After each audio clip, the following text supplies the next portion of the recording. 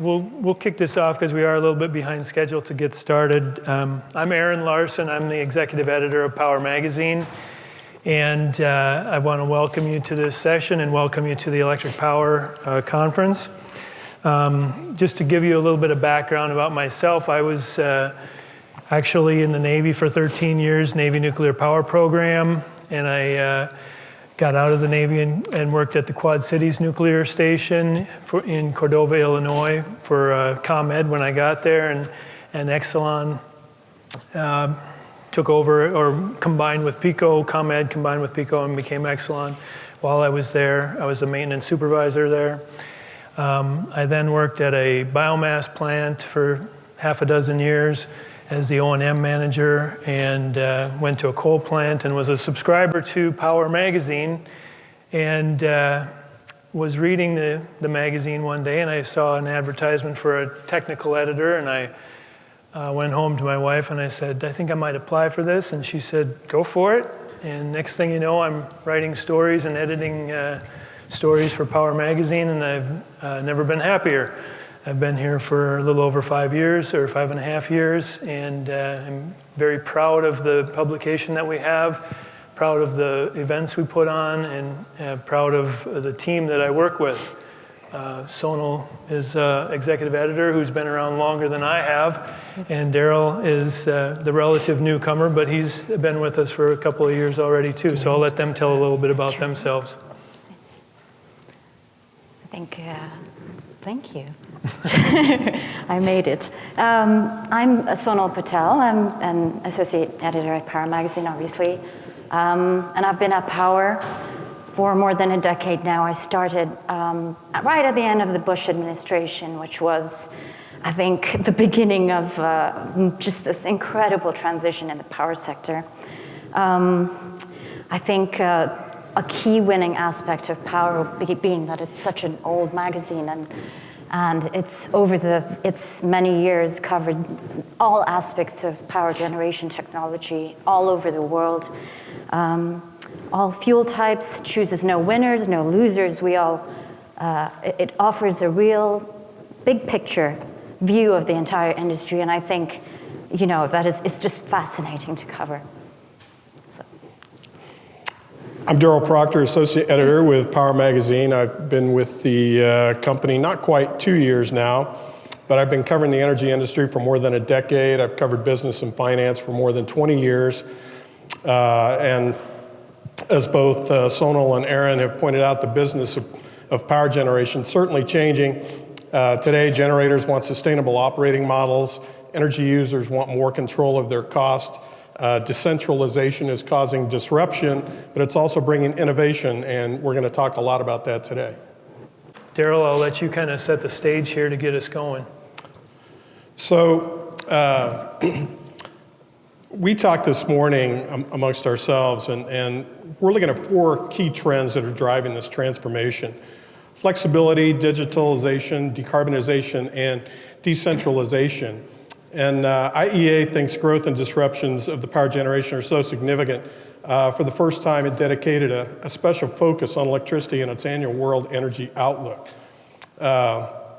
Also, IEA said that while the expansion of renewables has not dented the overall share of fossil fuels, shares of wind and solar, which now provide 6% of global power generation, and you can, obviously the increase up from 0.2%, about 20 years ago, and that share could increase to 20% by 2040. Yeah.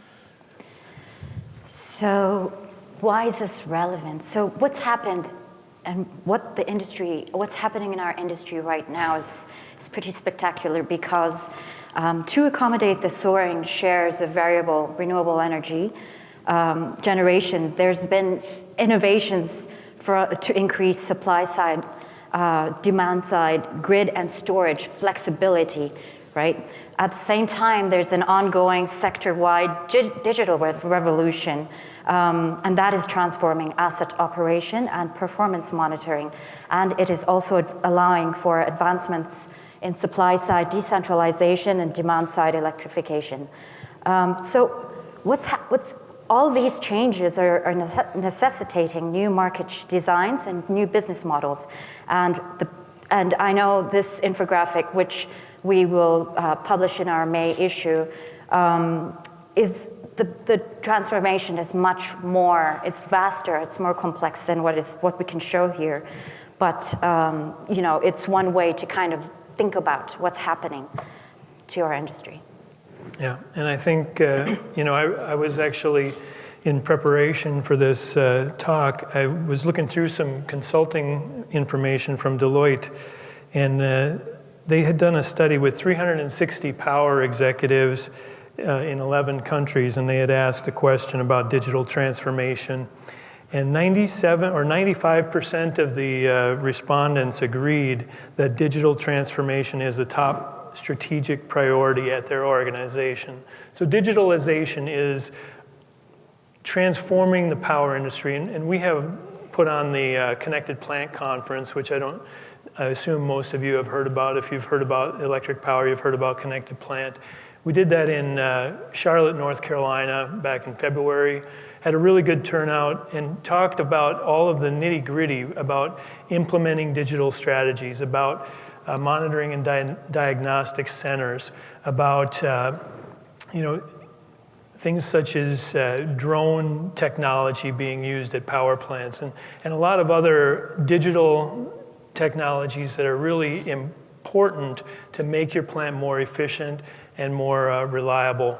And so I think, the point that I'm trying to get across is that these are topics that we know are important, not just in America, but around the world. All 11 countries that were surveyed, agreed with that.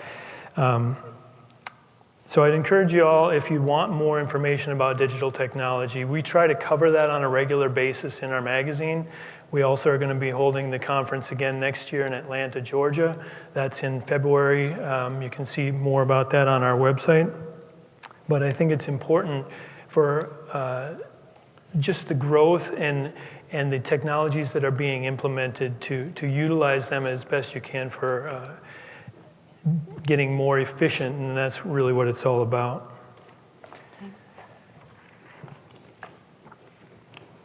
Daryl, do you want to talk about some of the changes? So we'll talk about changing generation capacity by region. And regional generation, I'll start talking about North and South America. So in North America, we see the rise of renewables, wind and solar, battery storage, as coal retirements continue and nuclear tries to remain viable through new technologies, such as small modular reactors.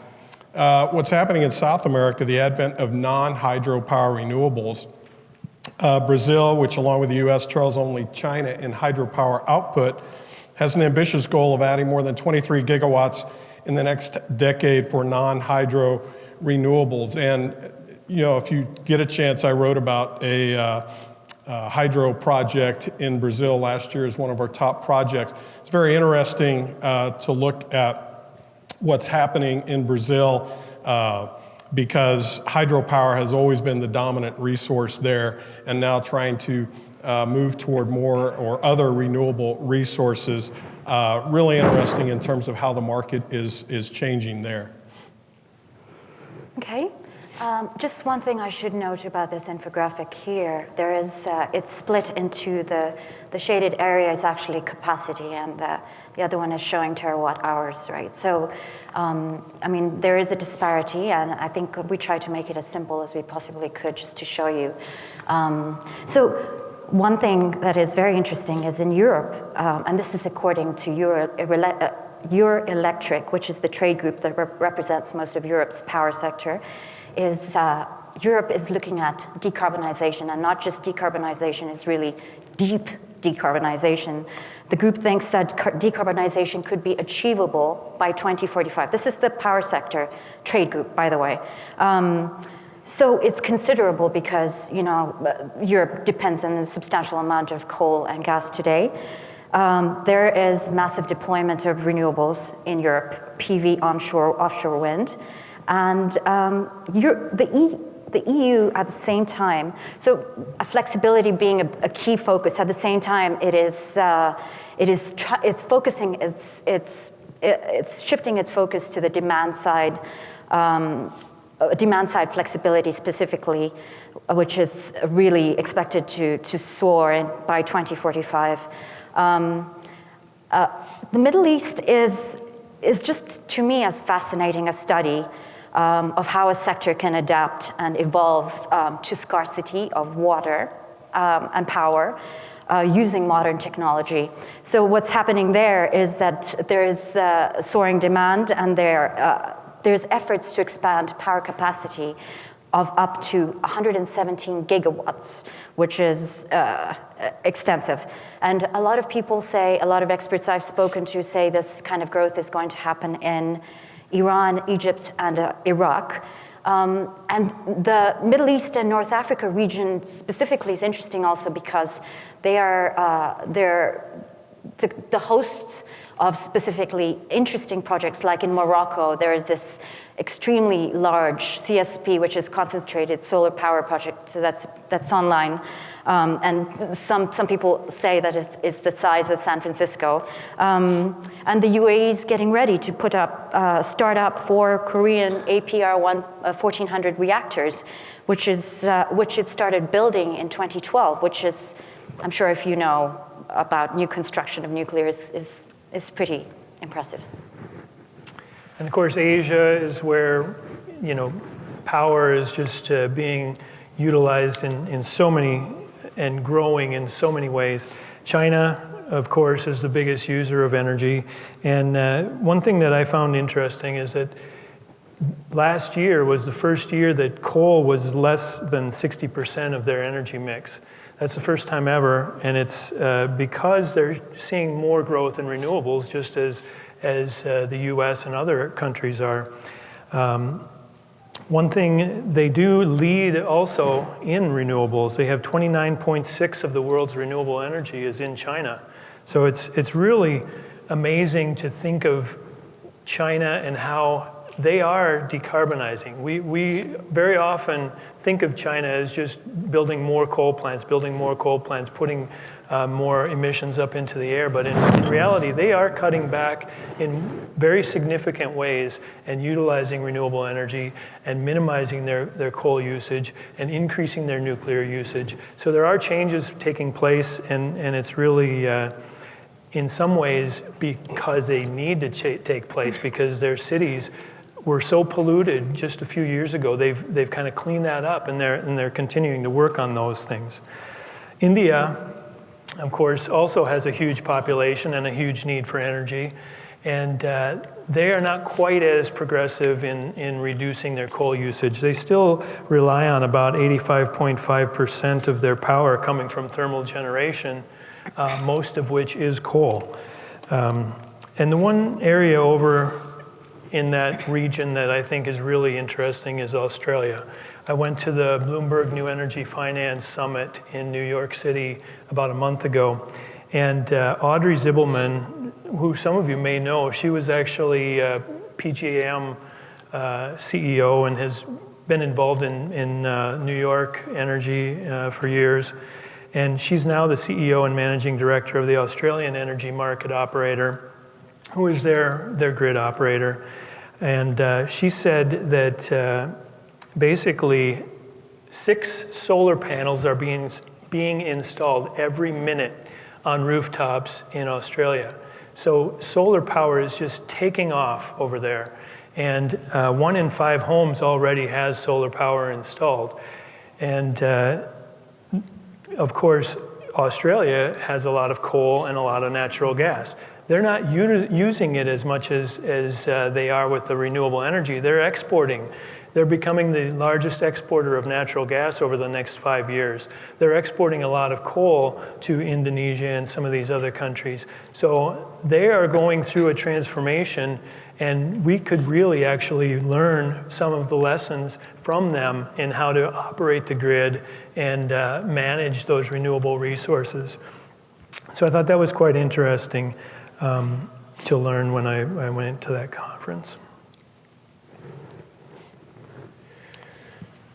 So it's not news to anyone in this room, the retirements of coal plants in the US.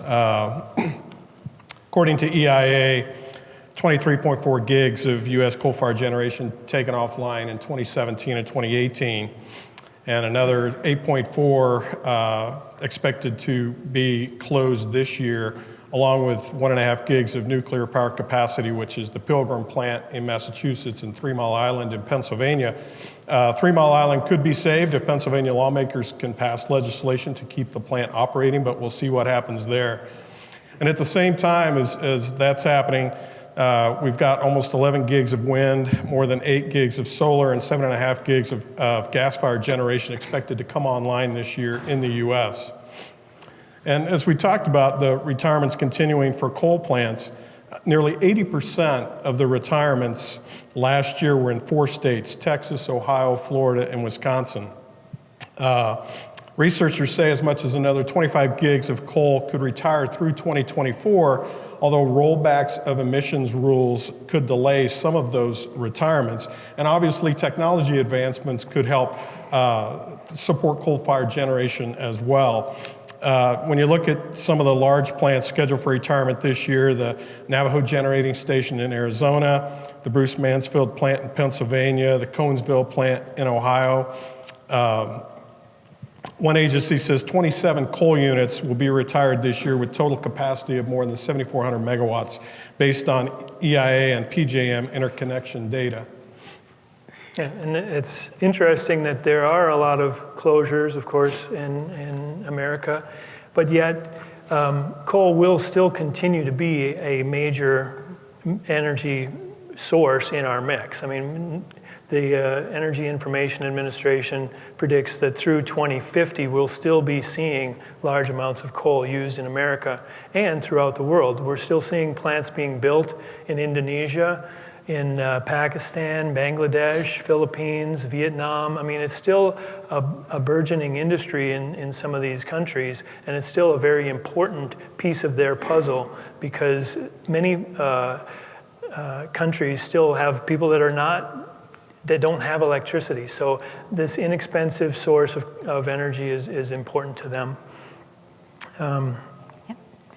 I think you'll have really excellent opportunities to hear about and listen to experts talking about the future of coal from EP sessions this week and also the PRB sessions this week. I think what experts and industry observers that I speak to tell me is that if coal is to compete in the market, it will have to make and stay relevant. It will have to make efficiency improvements and costs must improve, right? So what's interesting is that there's lots of interesting research underway for a number of technologies that are ready for large-scale pilot testing. There's technologies tested under development for reducing water consumption, stronger materials and treatments that could improve boiler life and availability and generally flexibility at coal plants. Otherwise, the IEA Clean Coal Center told me that there's real tremendous potential in the realm of high efficiency, low emission, or what they call HELI technology, that kind of includes advanced ultra supercritical systems that are under development in the US, in Europe, Japan, and China. Researchers are also looking to improve integrated gasification combined cycle technology, which has been stuck in what one expert has called the valley of death, which is the area between demonstration and commercial deployment, where technologies get stuck because they're too problematic or expensive to invest in.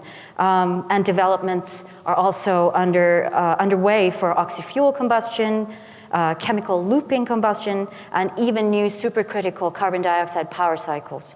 So a lot of hopes are being hung on carbon capture and storage, but I think I'm thinking of one specific thing that NRG Energy, who owns, partly owns Petronova, which is one of only 2 carbon capture facilities that are associated with power plants. And he said to me in March, he said, the economics are still not firm and the technology is still regionally constrained.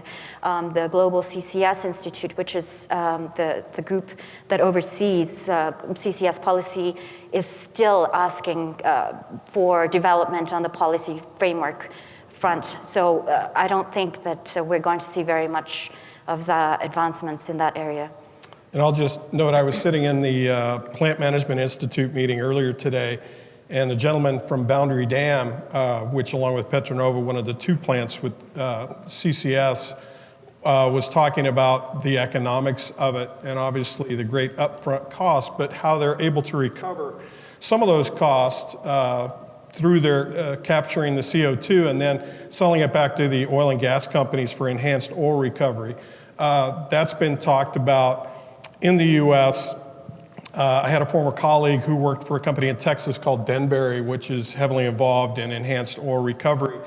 I think there are ways to make this cost effective, and that's part of what Sona was referring to. And the DOE is certainly supporting research and development into that type of technology. Okay.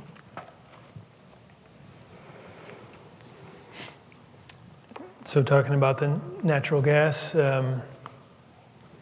Daryl, did you want to touch on that Well, too? I will do that. So 4.7 gigs of gas-fired capacity was retired in 2018, according to EIA. 93% of those retirements were from natural gas steam and combustion turbine units, generally less efficient natural gas-fired generating technologies, typically operating at lower capacity factors than more efficient combined cycle units. But we know that the U.S. I don't know if awash is the correct word, but there's certainly a lot of natural gas being produced in the U.S. EIA forecasts production of 90.2 BCF a day this year and 92.1 BCF a day in 2020. So what does that really mean for gas-fired power generation? Well, we know that California and Arizona are pushing back against gas-fired power plants. Arizona has extended an order effectively banning state-regulated power companies from buying or building new gas-fired plants with capacities of 150 megawatts or more. I wrote a recent article in Power Magazine about the next burgeoning market for gas, and as Aaron touched on before, in Australia and their exports of LNG, and this is a huge market, or could be a huge market for the United States. The current administration supports these exports of LNG, where FERC is approving more export terminals.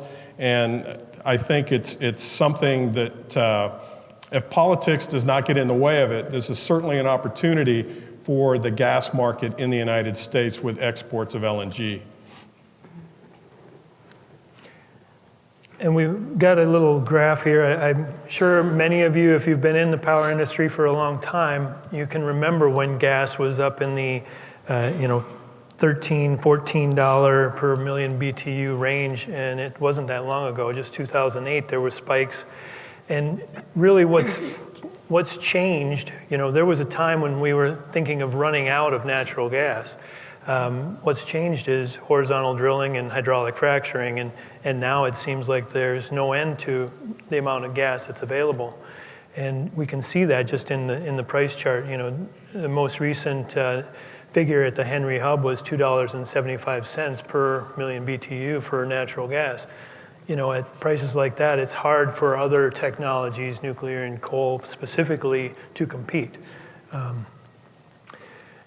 Considering what's being done with natural gas, you see a lot of plants. Most plants that are being built are combined cycle units. 90% of the 19.3 gigawatts that are expected to be installed are combined cycle plants. Recently, and this is happening not just in the US, it's happening around the world. Just this month, Mitsubishi Hitachi Power Systems announced that it was received an order for a 1,000 megawatt plus plant in the United Arab Emirates. Siemens, 2 days later, was awarded a contract for a 1.3 gigawatt plant that'll be built in Porto Vacu in Rio de Janeiro, Brazil. And 2 weeks ago, or actually 1 week ago, GE announced that Israel Electric Company was going to be building using their HA technology, which, as you may be aware, has had some issues with blade problems in the first stage, but I believe GE has found the answer to that and believes they have the solution, which they'll continue to go back and retrofit in these other units that are already in operation. But it seems like that's going to be moving forward, and it's still considered, the most efficient turbine combined cycle in the world. So some other things that are being done that we're seeing at other OEMs, they're all pushing for improved efficiency. Everybody's trying to get to that next level. And one of the ways they're doing it is with 3D printing. And that sounds like, it's maybe just a fad or not that big a deal. But I actually spoke recently with Simone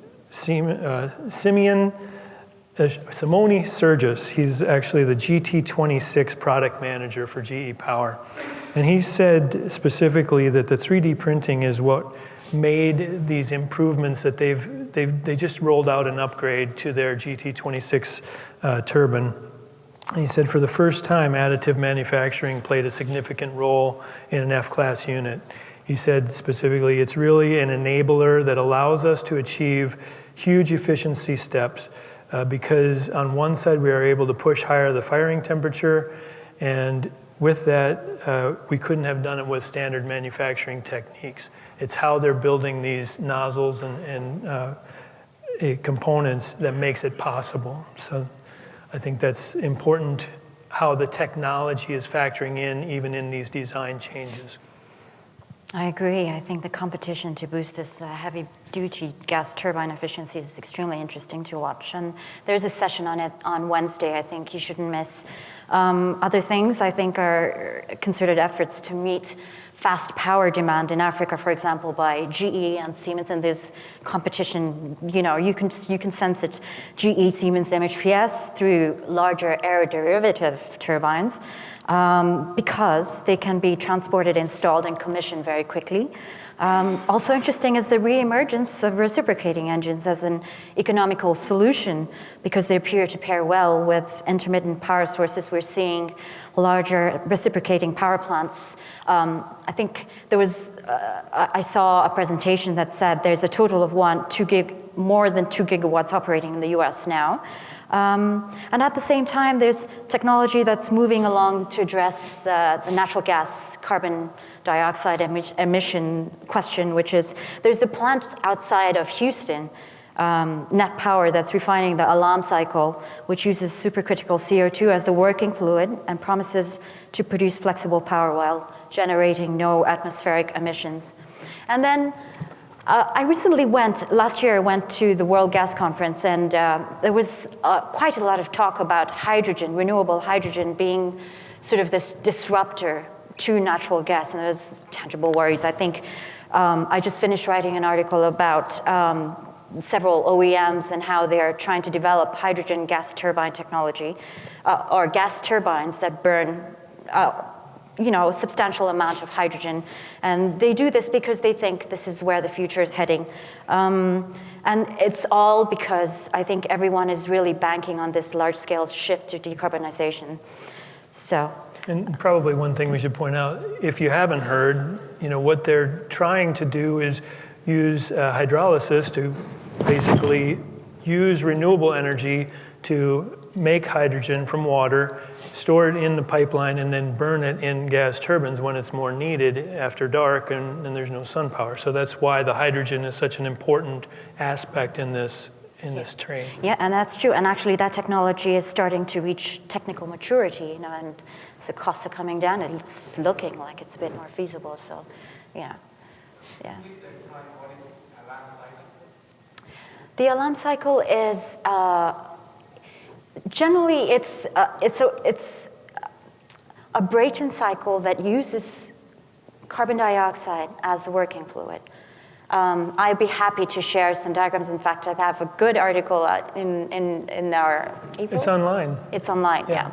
We have, It's a little bit difficult for me to explain without the diagram. Yeah.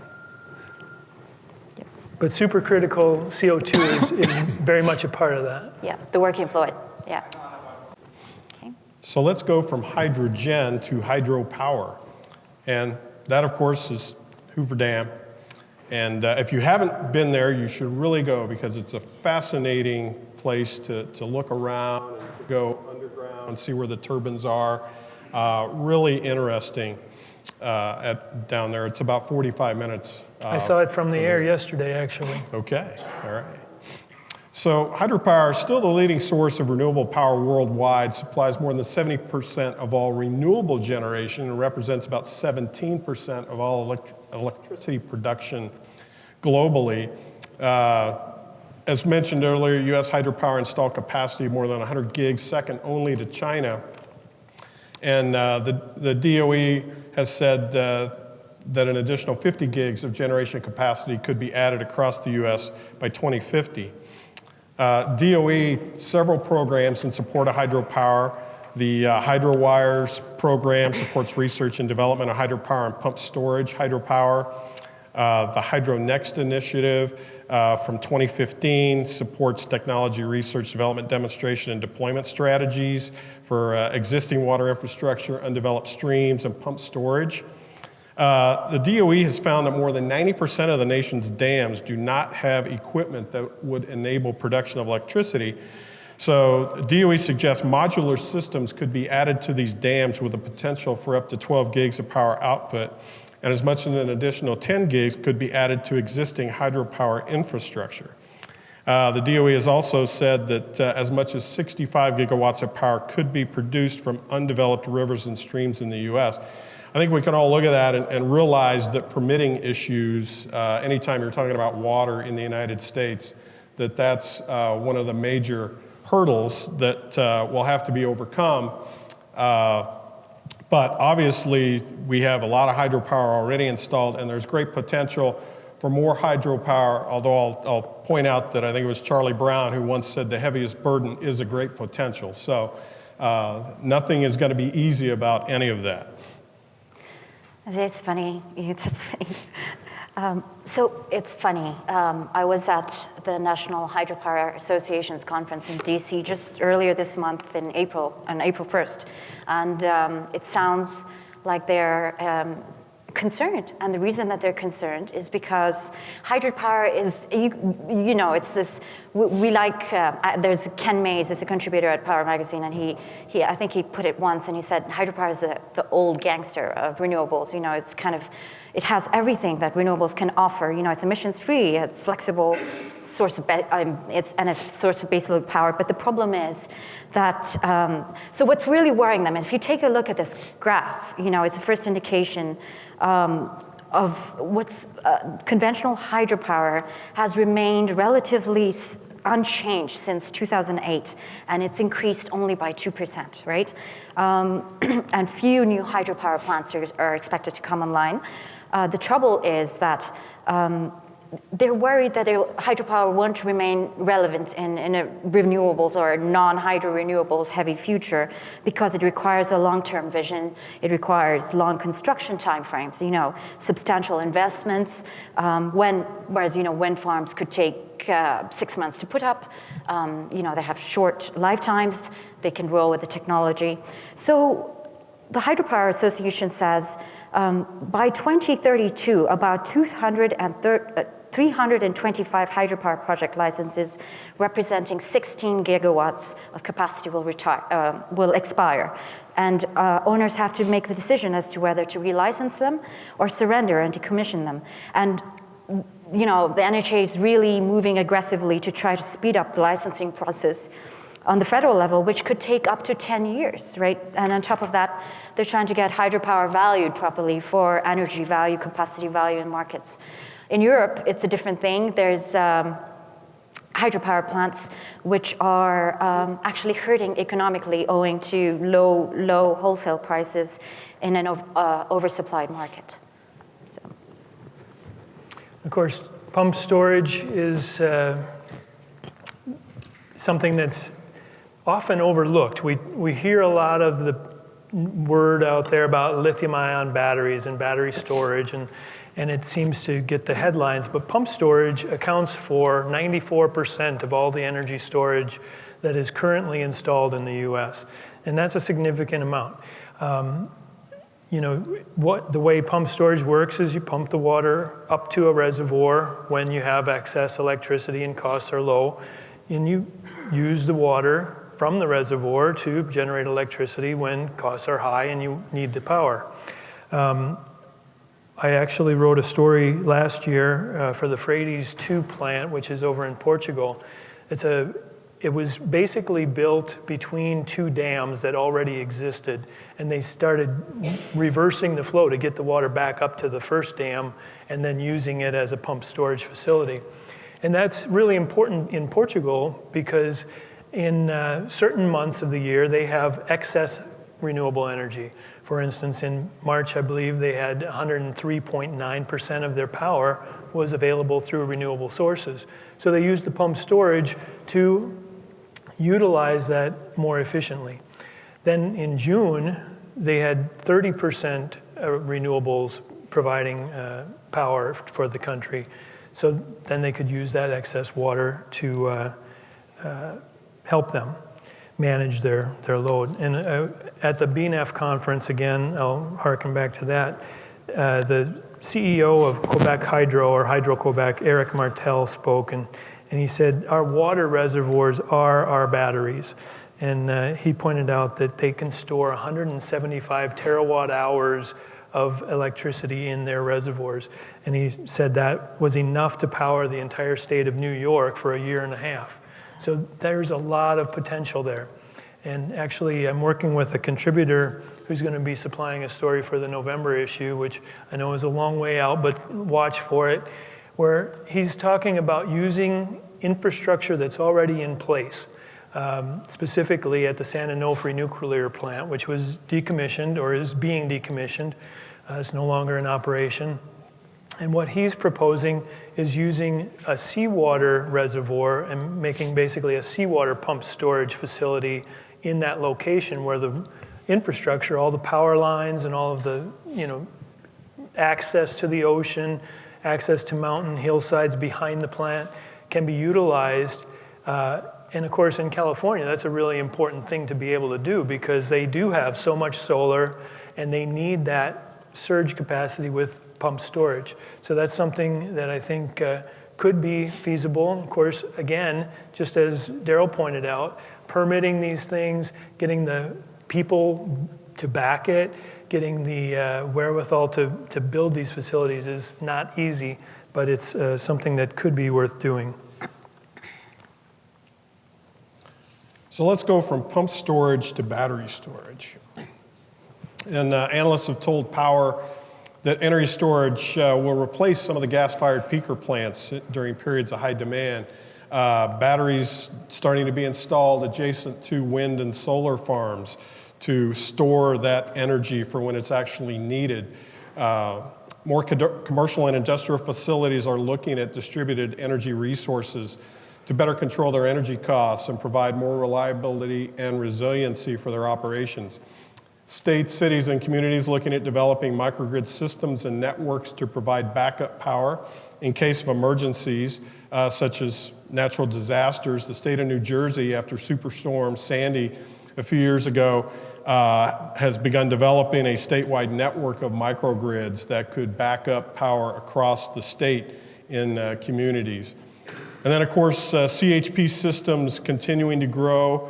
Hospitals, college campuses, other facilities taking advantage of CHP in order to maintain reliability of their power and also to control their energy costs.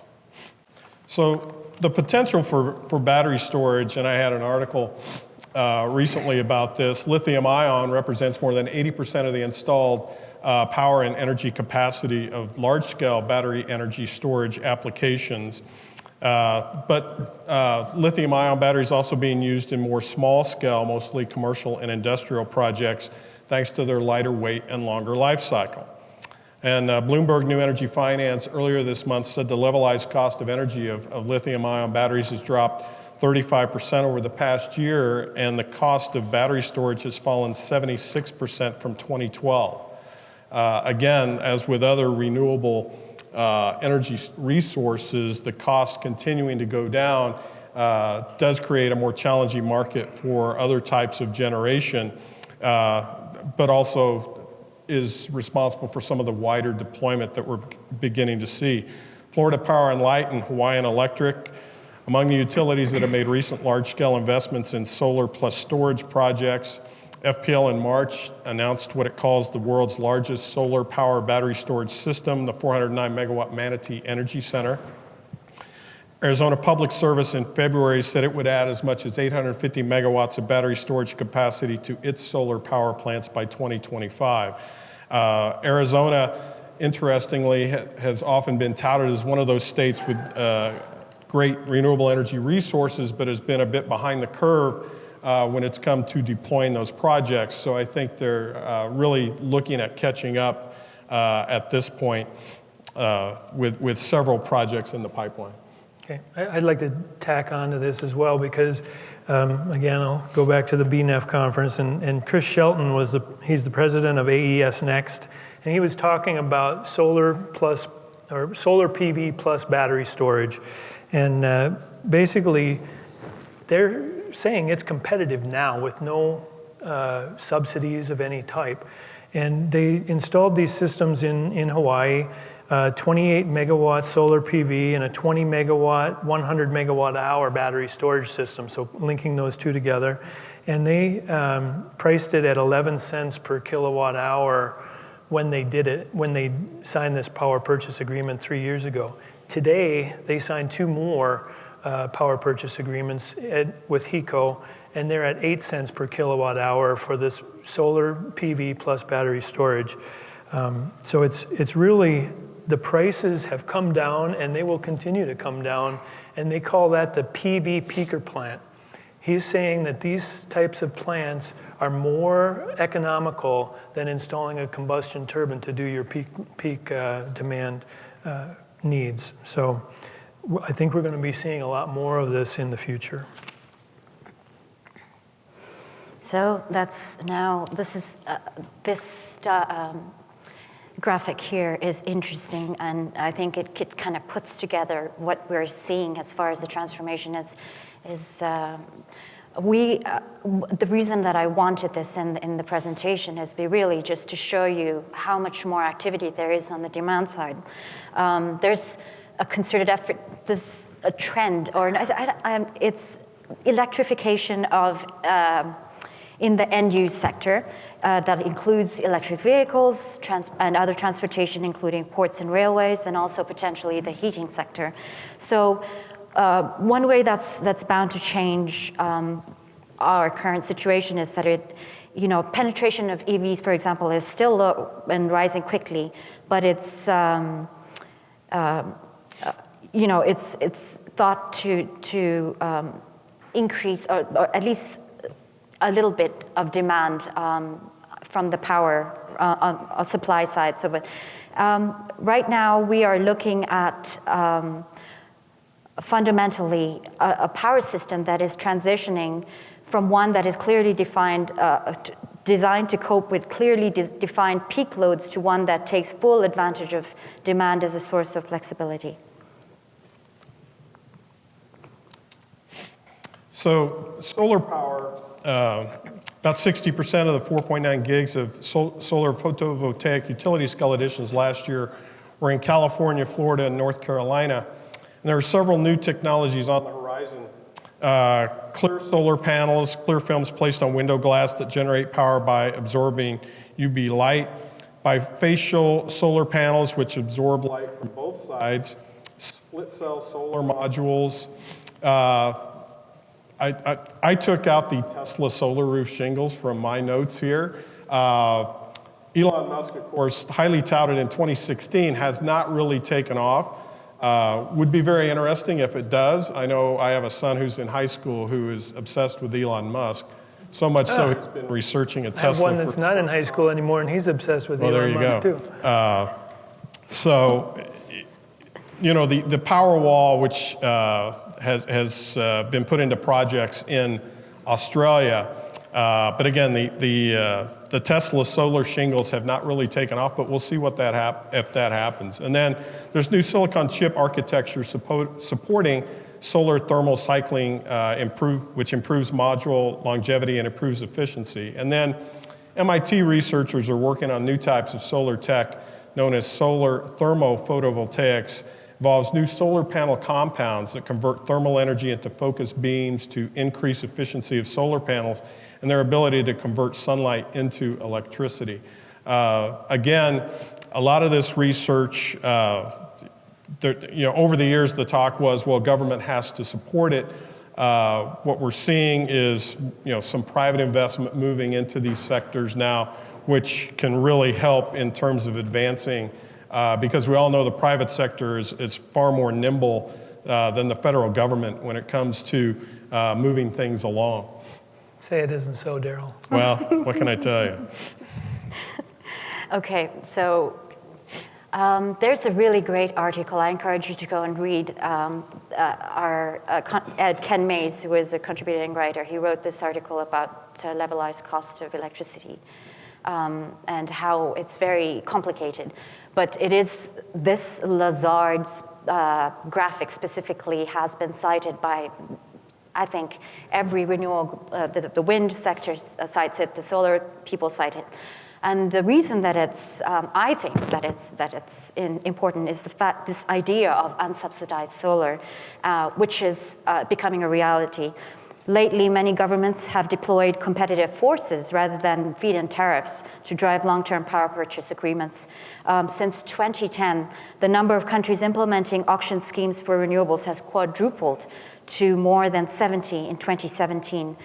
Auction schemes in Turkey, Japan, China, and France have led to contract prices that were 15 to 50% below previous FITs. In 2017, I don't have numbers for 2018, more than 20% of new solar projects that received support were selected on the basis of competition. There's quite, I think that is a trend we're watching quite carefully. Okay, so this is the duck curve, the famous duck curve. If you have heard of it, it came out in about 2013. The California ISO kind of developed this chart, which looks kind of like a duck. And they had predicted, what this shows is the net demand on the system when solar PV it basically is taking away throughout the daylight hours. So if you look at about 9 p.m. or 9 a.m. rather, when the sun starts coming up and starts producing more and more solar energy, the demand curve goes down, and that's the net demand. Obviously, the power might decrease a little bit when people go to work, but for the most part, the reason for that dip is because the solar power is filling the gap of the demand curve. So this was what they predicted would happen, and you can kind of see that they've got it in 2019 here. They've got it down to about 13,000 megawatts predicted in the middle of the day, and then peaking to up over 26, 24. I can't read very well from here, but 26.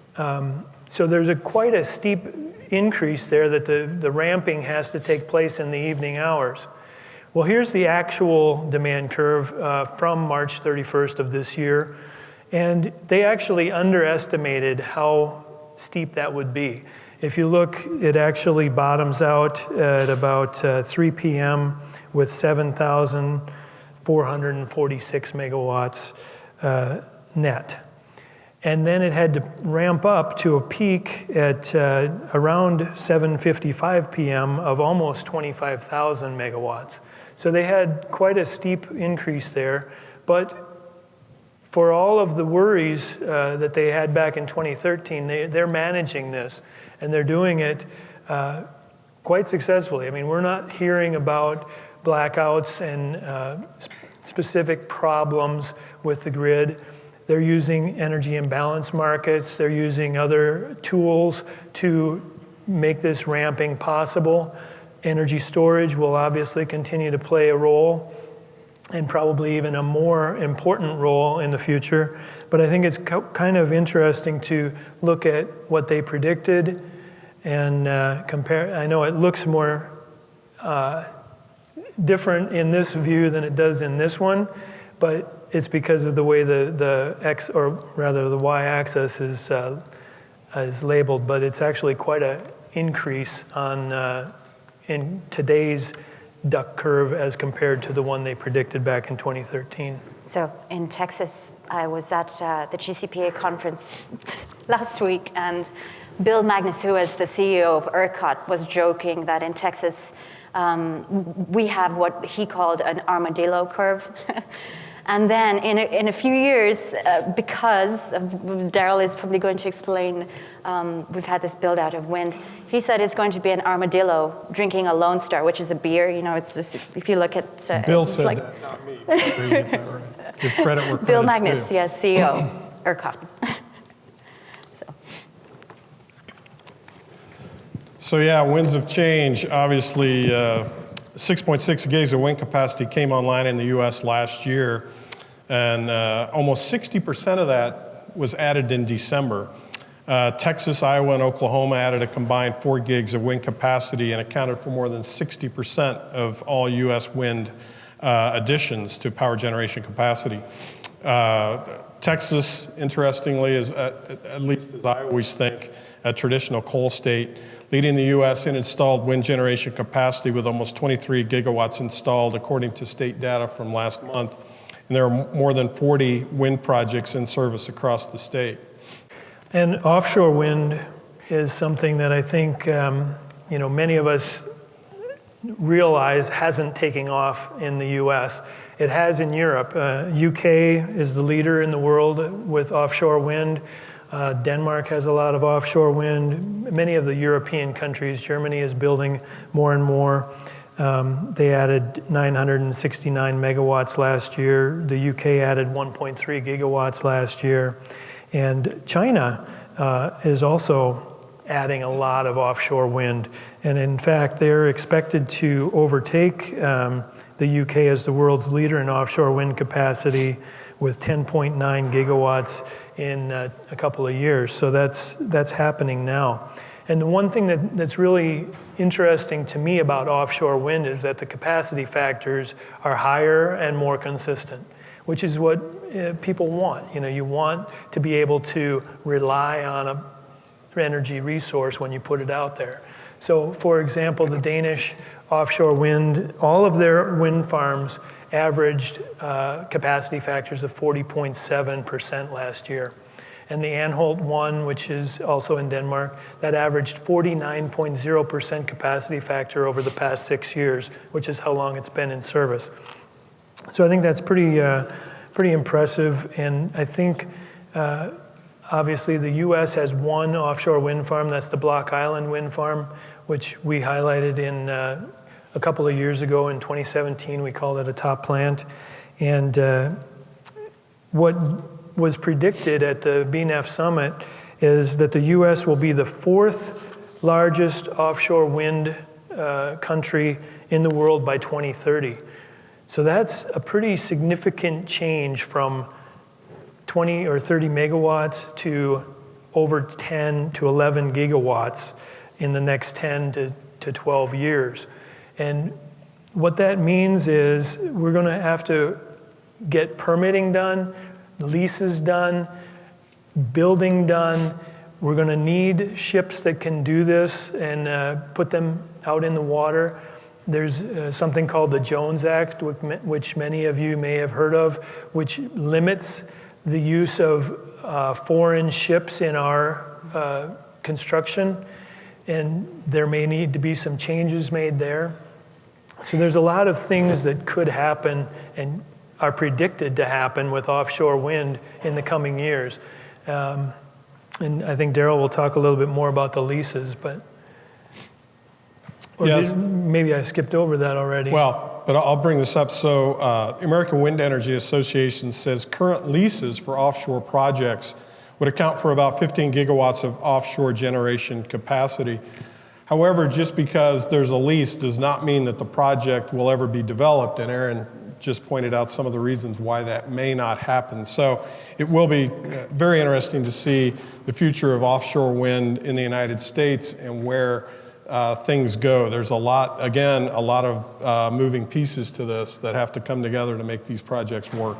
And one other thing I was going to point out is where this is happening. New Jersey is a big area of development. Massachusetts is a big area of development. These are states that are helping encourage this type of offshore wind development. New York and Virginia are the other two. So those 4 states are where they expect most of this offshore wind to be installed. Yep.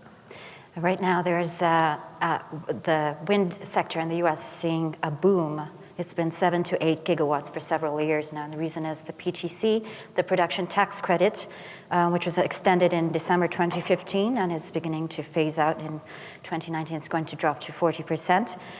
So when it's fully phased out, the wind sector thinks that the market might soften, but right now there's been technology leaps to increase turbine size and really help the economics of wind. And also, the wind industry it's an interesting trend. It has the backing of corporate buyers, which are commercial and industrial purchases, who are so committed to clean energy or carbon-free energy that they will bypass utilities and sign direct PPAs, power purchase agreements. By the end of 2018 alone, in the U.S., purchasers had signed contracts of 11.3 gigawatts. And that's echoed numbers globally. I think most people are convinced that this is a driver for more wind demand if the investment environment remains strong. So nuclear power. The Simpsons called it our misunderstood friend. So the Trump administration in late March announced another $3.7 billion in loan guarantees for the 2-reactor expansion at the Vogtle plant in Georgia. That's in addition to the $8.3 billion in loan guarantees from the Obama administration in 2014 and 2015. The timeline, at least according to the project managers, has been moved up. Construction is continuing and apparently going very well. They're now saying that the first of the new AP1000 reactors could come online as early as April 2021, which would be 7 months ahead of schedule, although it would also be 5 years behind the original timeline for the plant. New Jersey was the only state to retire nuclear capacity in 2018, closing the Oyster Creek plant. As mentioned earlier, the Pilgrim plant in Massachusetts and 3 Mile Island in Pennsylvania are scheduled to go offline this year, although again, Pennsylvania lawmakers could pass legislation to keep 3 Mile Island operating. So as Daryl pointed out, Pennsylvania is working on legislation. Ohio is also working on legislation to help the nuclear plants, specifically 3 Mile Island and Beaver Creek in Pennsylvania, Davis-Besse, and Perry in Ohio. All of those plants have been slated for closure if they don't get some sort of help. So we've already seen help given in Illinois, New York, New Jersey, and Connecticut. And some of those have been taken to court. Illinois and New York both were basically given the green light that said, there's nothing wrong with this policy. It didn't violate any FERC rules or any market rules, so they were allowed to continue with their subsidies or zero emission credits or carbon-free energy credits or whatever you want to call it. We have heard, basically, in speaking with different people and reading about different experts, that we think the Ohio and Pennsylvania legislation will get passed, and it's very likely that those plants may be saved. But that's all speculation at this point. Nothing is official. Another thing that I wanted to kind of point out, the nuclear is still very relevant overseas. In China, they've got 11 plants under construction. In India, they've got 7 plants under construction. Russia has 6, Korea has 5. As Sonal pointed out earlier, UAE has 4, 2 of which are almost ready to be commissioned. I mean, they're right on the verge of entering service. And they're doing it in a way which may not, I can't speak for their construction practices, but they're doing it in a time frame much faster than we do in the US. Now, is that because of red tape that the NRC has in place, or because of other constraints that, with quality control or some other avenue? I don't know why such a disparity. But when you look at Plant Vogtle and the VC Summer plant, which was ultimately abandoned, there seem to always be cost overruns. There always seem to be schedule delays. In China, they're getting them online in 5 years. In Korea, they're doing similarly. So it's possible, and I know that America can do it. And I know that when we start talking about small modular reactors and some of these other technologies, advanced nuclear technologies that are being promoted and very well supported through the Department of Energy and through some other, labs and things throughout the United States, I think we're going to see changes. Now, will that make a difference? I can't say that it will. The whole reason for plants getting bigger was economies of scale. So will a small modular reactor be able to be competitive? It might, because you may have a smaller boundary or evacuation zone. You may have less planning. You may have smaller footprints. But there's still a lot to be learned along that path, and still a lot of legal wrangling and a lot of licensing factors, a lot of construction factors, getting the experience, finding somebody to be the first investor. Nobody wants to be a first of a kind, because there are a lot of lessons that are learned along that path. So there's a lot more to learn and a lot more to be learned with the nuclear industry. But I think there is support, and I think people are behind it because it is a clean energy form, and many will say that we can't reach climate change goals or lower emission goals, carbon-free goals, without nuclear power. So I think we're going to see support in various places to help nuclear. Yeah, one of those places actually is coming from the US Senate, which last month actually has introduced a bill, bipartisan bill. It's supported by quite a large group of senators, which is odd, but they support nuclear. One of the reasons that they support it is because they feel American leadership has, lapsed, and Russia and China are leading the way on this. So this bill really is seeking to boost development of fast neutron reactors, which has the potential to extract a lot of energy without the, kind of significantly reducing the burden of radioactive waste, which is still a key issue in the US. Yucca Mountain, and it hasn't been resolved. It's an impasse. We don't know what to do about it. Let's just be truthful.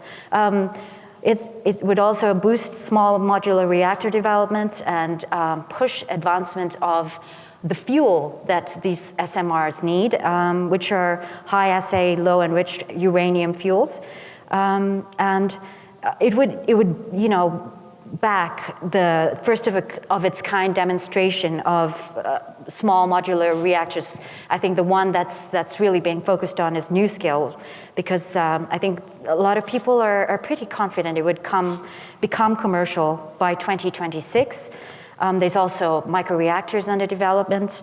And another thing that is interesting that the DOE is funding pretty heavily, giving lots of millions to, is this development of accident-tolerant fuels, which are technologies in the form of cladding and fuel pellet designs that enhance safety and performance of nuclear materials, so that they can, improve the economics of nuclear power. Distributed energy, shameless plug for our Distributed Energy Conference in Denver, October 30th through November 1st. Our first, we call it DEC for Distributed Energy Conference. Our first DEC sold out last year. We think, and we're not the only ones who think this, it's the preeminent distributed generation conference in the country. And it's going to be bigger and better this year. And covering a variety of technologies. The rise of distributed energy may be the major factor transforming the energy landscape. Distributed generation supported by a growing gap between wholesale and retail electricity rates, along with the system-level value of DG projects in locations across the grid. As I mentioned earlier, customers want more control over their power. They're making cost, reliability, and resilience a priority, both at the residential and the commercial and industrial level. Centrally located power plants are becoming more efficient and being supplemented by distributed energy systems. The push to decarbonize and the integration of digital tools provides an opportunity for electricity customers to have a more direct role in how their energy needs are being met. And again, the variety of technologies, solar and wind, but also diesel and gas power generators, which are still the top choice for backup power. I think we all saw that in Puerto Rico. And as mentioned here, utilized often to restore power to areas hit hard by natural disasters. Microgrids are becoming more advanced. Systems are incorporating solar, wind, natural gas, and battery storage to provide power at military bases, commercial and industrial sites, and parks and recreation sites. Remote locations are increasingly relying on islanded microgrids to ensure a reliable supply of off-grid power. And then distributed generation also includes these small modular reactors that we've talked about. They can connect to an islanded microgrid to power hospitals, military bases, data centers, and other sites, and can also be connected to the traditional grid. And then geothermal energy. Modular systems are being deployed in Canada and elsewhere, turning heat into electricity. And for those of you who may know it, and for many of you who may not, the city of Boise, Idaho has had geothermal heating its downtown office buildings for well more than 100 years, and in fact redid the system about 20 some years ago, now I believe heating 96 buildings across downtown Boise. So really interesting, the growth of geothermal. I think there's more research and development of that. And in part, it's due to the shale revolution, because some of the techniques utilized in hydraulic fracturing are now being utilized in the geothermal industry. It's slightly different, not exactly the same. So I don't want to call it fracking, but it is essentially the same type of technology and is furthering what they call EGS, or enhanced geothermal systems. And you've got an article, I think, coming out in May, right? Isn't it? I do. So another shameless watch plug for that. We're proud of our work. So let's turn now to things that we think are affecting the business of producing power. Again and again, I think we all see this every single day. The thing that is expressed most consistently by every company, by every persuasion, is that certainty is necessary, right? On the regulatory front, reversals have become kind of the norm, especially when they're pegged to administration changes. And this is kind of happening just as it should. The EPA is going to likely finalize the repeal of the Clean Power Plan and replace it with the Affordable Clean Energy Rule. Industry has also fought the Waters of the U.S. rule, but it continues to watch regulation concerning coal ash and effluent limitations guidelines of that rule, key provisions which were struck down by the Fifth Circuit just last week. Industry is also scuffling with the EPA on retention of the mercury and air toxic standards, which industry says that we have implemented and which have led to significant mercury reductions, and we should just keep. And FERC, I think industry is watching holistic reform of the Public Utility Regulatory Policies Act. It also continues to advocate for policies that recognize the important role that transmission will play, including on any discussion on reliance. So One of the other things that we're seeing is amidst all these changes are fundamental changes in the market. Competition is cutthroat, profitability is key. One issue that we're watching in all organized markets is how FERC is going to react to out-of-market support, including subsidies of nuclear power, because the Supreme Court has now thrown it back to FERC. So PJM is awaiting a decision by FERC. Several markets are also weighing measures to fairly value resources that play a vital role in the reliability of the bulk power system. This is continually evolving. Market volatility is also making shareholders nervous, and it's a key point because several companies have made a much, I think, publicized move to a gradual transition to a more regulated business model. And you'll see here, this is from the EEI, which is the Edison Electric Institute, and it represents all investor-owned utilities, power companies in the US. Others like independent power producer, pure independent power producer, NRG Energy is putting an emphasis on their retail business more than it's valuing its generation assets, because it says it's more simplified and customer-driven. And the investor front is changing too, and I think Daryl has a lot to say about that from the captive power side. Yeah, so when you look at some of the folks who are investing in new power projects, Bill Gates, Jeff Bezos, their Breakthrough Energy Ventures, putting money into geothermal, nuclear, and batteries. Investors in that company also include Jack Ma, who is with Alibaba, Richard Branson and Michael Bloomberg. Warren Buffett's Berkshire Hathaway Energy is investing in the transmission grid and has bought several generation companies. It now owns NV Energy, which is investing in renewable energy projects right here in Nevada. Yeah, and interesting, if you maybe saw it in the newspaper or on the news, Nevada, just yesterday, the governor on Earth Day signed the bill, it was Senate Bill 350H, and that will raise the state's renewable portfolio standard to 50% by 2030 with a stretch goal of 100% by 2050. So it's quite interesting that many states, cities, and businesses are falling in line to try to support the Paris Agreement, even though, as you know, or probably have heard, President Trump plans to pull the US out of the Paris Agreement when that's possible. They have to wait until 2020 to do that because it has to have been in effect for a couple of years or something. I don't know the specifics as to why that has to happen, but they can't pull out until 2020, and he intends to do so. Now, of course, President Barack Obama in December of 2015 was the one who got us into it just before he left office. 196 other countries also signed on to the Paris Agreement, and it's a global action plan to fight climate change. It's trying to maintain temperature increase to 2 degrees above pre-industrial levels while pursuing a means to limit the increase to 1.5 degrees Celsius. Now, one of the things that President Trump has done in pulling back his support to the climate and Paris Agreement is he's not funding the UN Secretariat with the dollars that President Obama had originally committed.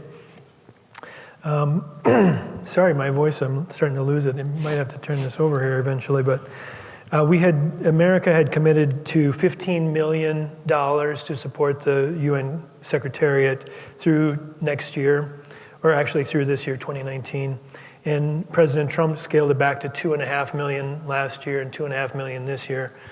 And Michael Bloomberg, actually on his own accord, has been paying the difference. So he actually yesterday, for the second year in a row, he decided to make up the funding gap that the US government is not providing, and he sent $5.5 million to the United States Climate Change Secretariat to ensure that he could continue work on goals outlined in the Paris Agreement. And that's the second year. He did that last year as well. So he's spent $10 million out of his own pocket to fill that gap. So that's kind of interesting. I also just want to add, even without the Paris Agreement, there is a movement underway, both in Europe and North America, to decarbonize. And when I say that, there's been 40 major power companies that have committed to carbon targets. And these include major formerly coal generators like Duke Energy, Southern American Electric Power. Xcel has now a carbon target to produce, is committed to 100% no carbon by 2050. And, I think one of the reasons for this is because of environmental and social responsibilities, and shareholders are pushing these companies to start making decisions they view climate change and climate change issues as risks that could affect bottom lines. So this is absolutely, Paris is certainly a driver, but I think the movement is already underway. Yeah. And you bring up some of the companies, and I'll mention ENGIE, ENGIE, which was formerly GDF Suez, I believe. But at the BNF Summit, one of their leaders was there speaking, and he was mentioning how they were getting out of the coal industry completely and, selling their plants. And somebody from the audience asked, well, so you're selling the plants, somebody else is still going to be operating them. You haven't really reduced the amount of coal being burned. And he said, well, what do you want us to do? Those are billions of dollars. We can't just shut them down. So, there are some conflicts of interest there. It is a lot of money that is invested, and yet these companies are trying to become carbon free. So, kind of a yin and yang. Mm-hmm. How are we doing on time? I haven't... I think we good? It is 5 o'clock. Well, I think the cybersecurity is definitely an issue that we're watching. It's not something, it's certainly serious. It's certainly developing. We're trying to find the right workforce. We're trying to get, training in the right skills. It's quite a complex issue, and there's been a lot of media reports about how debilitating it could be to critical infrastructure. This is something that you possibly can learn at our Connected Plant conference if you come in when it happens next year in 2020. But keep reading our magazine, because we try our best to address everything cybersecurity as it affects power plants. And I think everybody realizes how important cybersecurity is, but I think many people think it's not going to happen to me. If I work in a small coal plant up in South Dakota, is somebody really going to hack into my system? Why would they care? But in reality, they're all looking for the easy fruit. So whether they're Russian hackers, Chinese hackers, Korean hackers, any way they can get into our systems, they're trying to do that. And you've seen recent reports, PG&E, DTE Energy, City Utilities of Springfield, Missouri, and Duke Energy have all been fined. And these reports are not meant to be public, but they have leaked out either through insiders releasing information or through people who have been investigating. Wall Street Journal specifically went out and found out about the PG&E, DTE, and City Utilities incidents. But I think it raises the awareness and it raises the importance. A $10 million fine to Duke Energy for 127 violations, that's important, and that is something that everybody should take a look at and try to get in compliance and make sure you're doing not only just compliance, but meeting more stringent rules to get your cybersecurity up to where it needs to be to prevent hackers from getting in. Again, that's another financial issue that's like building. I know the SEC is looking at it. Shareholders want you to be careful. I think this is not even just a choice anymore. You have to protect your company. I think that's a great point. Okay. So what we're watching, obviously the future of coal-fired power generation in the US and worldwide. Rollbacks of Obama-era regulations could at least push back retirements of some coal-fired plants, but coal is going to remain challenged by the more favorable economics for renewable resources and natural gas.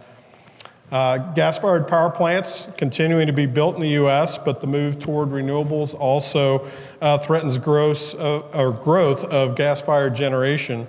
Gas-fired peaker plants, as mentioned earlier, analysts say they're going to be replaced by energy storage, particularly storage tied to a solar or wind installation. Future of nuclear power in the U.S., we touched on that. As Aaron mentioned, analysts say it'll be difficult to meet carbon reduction targets and climate goals without nuclear energy.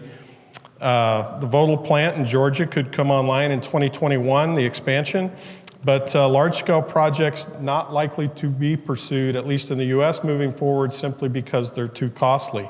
Unless lessons can be learned from other areas of the world where these plants are being built, and obviously in much shorter timelines than we've seen in the U.S. But definitely look for the emergence of small modular reactors, lots of research and development there, led at the moment by NuScale, but investments, as mentioned earlier, by folks like Bill Gates and Jeff Bezos into that technology certainly can't hurt. And then, of course, renewable energy is going to continue to grow, particularly as the costs come down, and the economics of power generation becoming more and more favorable for renewables, much like shale gas or natural gas has been favored since the shale revolution began a decade ago. Okay. So, we don't have time for questions, but we will be around, and we certainly welcome you to stop up and talk to us. Let us know what you're thinking. Let us know what you want to hear. And right now, I think, Matt, are you going to give a little speech?